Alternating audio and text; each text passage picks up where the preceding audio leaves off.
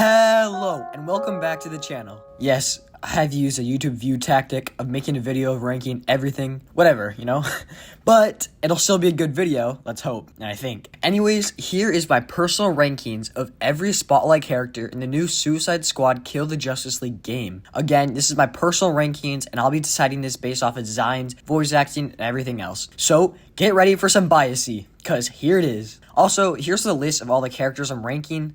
My opinions will definitely be changing over time, and these are based off of what we've been able to see before the actual game's release, of course, so enjoy. In 14th place, we have Wonder Woman. Yes, I know, a pretty big one to have last. Don't get me wrong, I love Wonder Woman, but this game in particular has some really unique and interesting characters we rarely ever see. And Wonder Woman, from what we've seen in the trailers, is her normal self, which is still amazing, but for the narrative of the story, she doesn't pop out as much. And I really hope I'm wrong because she's always a great character in any media she's in, even though they are rebooting the DC universe. But other than that, she doesn't seem like she'll be that great of a character. But maybe she will, I really hope I'm wrong. Anyways, moving on into 13th place, we've got Green Lantern. Similar to Wonder Woman, he's in the same boat. His dialogue with Deadshot sounds pretty cool and shows more depth within the character. I presume he'll be his normal super self for most of it. Again, this is specifically for this Justice game's narrative. Like I said, he'll be probably his normal super self, but of course, affected by Brainiac after a while throughout the game, most likely. And quickly, I want to say that contrary to the gameplay, their characters seem really great, and so this list will probably change. And they seem like way more in depth compared to the gameplay. And in 12th place is Gizmo. Though he's a character we really don't see much of within the trailers and within the game, he seems to be somebody you go to see for weapon upgrades or other various things like that. So it'll be hard to fully flesh out his character. But from the trailers, he still seems pretty cool and a great choice from the game. So hopefully he's great. In 11th place is Lex Luthor, another big name, but still very similar to his other renditions in other media. But from what we've seen so far, he's not the most interesting character just in this game. But again, this is all before the game's drops, so we'll have to wait and see. But from the trailer, we see him hurt and trying to be captured by Flash after he's been taken over. So obviously, he's doing something interesting within the game. Maybe, my guess is, of course, the Suicide Squad have been sent to retrieve him by Waller because he has some sort of cure or maybe a weapon against Brainiac, who of course is the main villain of the game. Anyways, moving on into the 10th spot is the woman who helped start this mess in the first place, Amanda Waller. In most media with Waller in it, she's always a tactical and tough leader who gets shit done, and it seems she's going to be keeping on to this track within the game. But besides all that, I doubt she'll play much of a physical role in the missions tasked for the Suicide Squad, and she'll probably be over in comms. But other than that, she's a great character. Now, moving forward, all these next characters are all movable ranking-wise, besides the last four, so keep that in mind. In the 9th spot, we've had Penguin. In flight. Repeat, the Penguin is in flight. Then let's clip his wings.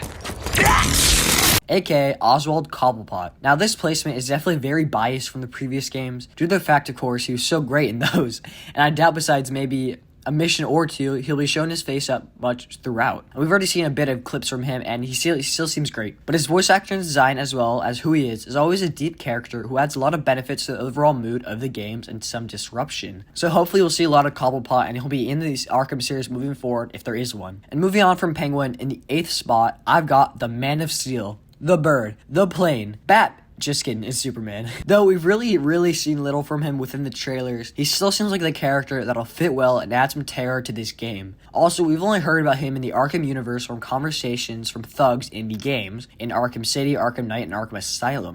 You're the one who put money on him being an alien refugee from a dying planet. I could have sworn I heard that before.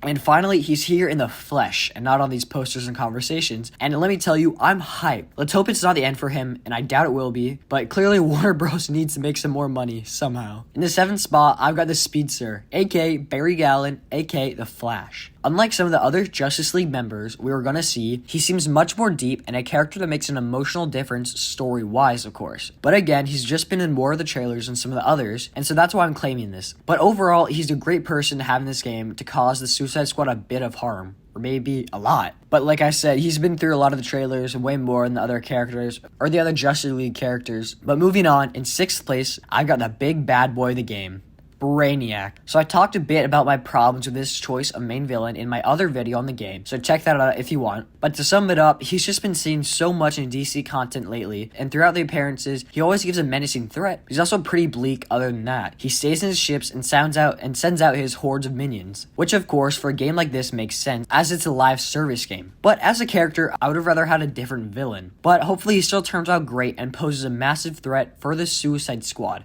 which he very well may do, and I may be wrong, and I do hope I am. Now, a quick reminder, this game of course is heavily focused on the Suicide Squad, therefore their characters are going to be so much more fleshed out and have a deeper meaning throughout the game, because they're in the spotlight of course. And so that's why they're all ranked this high, because we've seen the most from them and have a bigger connection with them and who they are in the upcoming game. But this may all change, we'll just have to wait and see of course. Back to it, at the number 5 spot, I have Deadshot, aka Floyd Lawton. He's such a dynamic character that fits into the squad so well, and all of his weaponry and gadgets seem sick, and are going to be awesome when the game rolls around. His voice acting is great, and seems to have a lot of personal dialogue with Green Lantern, which I mentioned earlier. So overall, he's hopefully going to be great. We'll just have to wait and see. At number 4, I've got the man that started this whole thing. The Dark Knight, aka Batman, aka Bats, aka Bruce Wayne. And this, of course, this game is not about him from what we've seen. And I am really hoping this is not the end for him. And of course, very sadly, Kevin Conroy did his last Batman voice acting job in the Arkham series on this game, Suicide Squad Kill the Justice League. So rest in peace, he was a great guy from what I've seen, and he's done so much for every DC fan out there. Though his last job for this Batman is in a live service game, let's just hope it turns out well, and his Batman is done justice, because he is one of the best, if not the best voice actors of all time, who really and truly brought out Batman in the Arkham series.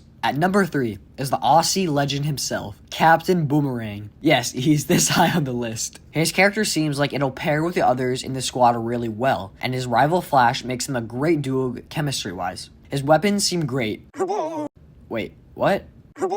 Yeah, They gave him guns? Send him to 14th. Just kidding. Yes, I know everyone's a bit confused or a bit angry that they gave him guns, and he's not just using his boomerang. But of course, my answer to that is, are you really going to want to play a whole game as him with just a boomerang? No, it can get way too repetitive, and so the introduction of guns seems like a great fit for him, and it should work decently well. But yes, you can still use his boomerang throughout the game. And at number 2 is the lady who's been through it all, working at Arkham. In love with Joker, a badass clown who hates the bats. Yup, it's Harley Quinn. What I will say is that they changed her character so much for the Suicide Squad game, and I'm gonna be honest, from what we've seen, she's not much like herself from the other 3 games, which would be great for this story, but for the rest of the Arkham games, if there are any, I don't know how that's gonna work. But I presume that she's like this because she forced herself to get stronger and become her own person after the death of Joker, which I think is a great way for her character to develop. But I just hope she's still her unique self after the game, and not a ripoff of the Suicide Squad films. Because from the past 3 games, Arkham Asylum, City, and Night, she's such a great character, and she really is unique compared to the other Harley Quinns. But game-wise, let's be honest, she'll be leading the squad and moving them along great with her personality and power. Overall, she's a staple, and hopefully will be returning after the game depending on how it all shakes out. Leaving, of course, the number 1 spot to the guy who'd kick Aquaman's ass, King Shark. He is my number 1 because he's sick as fuck and gets disrespected in most media adaptations. But in all seriousness, as a game of perspective, all his abilities and weapons and powers seem like they'll be great to use and really fun. And his voice acting and dialogue is really great and brings a whole atmosphere in another direction. Now, will my decision change? Most likely. But come on, give King Shark some appreciation and let him have this win. A small one, but overall, he seems like a great character and will be vital and awesome within the game. So, all I have to say now is thank you guys for watching. It means a lot. And I'll be making a video on a re-ranking after the game releases and I finish playing it. Because, let's be honest, this was very unfair and a biased review. Because we've barely seen some of the characters. But overall, I would check out the game for yourself before you listen to the people saying don't play it because it's live service. Should they have put it in the Arkham universe? In my opinion, no, but that's alright, we progress. And